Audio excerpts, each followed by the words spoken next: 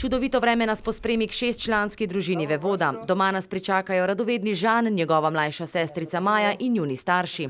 Krasna družina, ki pa vsak dan bije boj za preživetje. Nismo tako, da bi rekli, zdaj navajeni, da bi jamrali, nimamo, ampak mi se trudimo, koliko se le da. Imajo malo in živijo težko. Stane je namreč pred 4 leti doživel srčni infarkt in posledično ostal brez službe.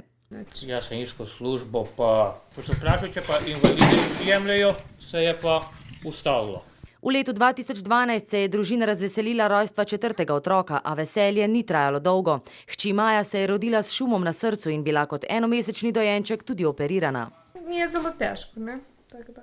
Dobro, ker so mi te 3 zdravi, tako da požig. Majo čaka še operacije zaradi razcepa ustnega neba. Posledica tega pa je, da deklica slabo sliši. Potrebuje 24-urno nego, 3-krat tedensko se vozijo tudi na razgibavanje v Ljubljano in Novo mesto. Pa ne veš, a boš imel za bencin. Dodatni strošek je tudi posebna hrana za Majo. Ob tem še kredit in položnice, prihodki pa so vezani le na Vesnino bolniško nadomestilo. Mi ostane na koncu dobrih 250 evrov. V teh 250 evrih jaz moram preživeti. Vso družino. In če se 3-letni Žan in Maja stiske ne zavedata, starejša hči in sin, ki sta bila v šoli, pomanjkanje razumeta. Žalostno.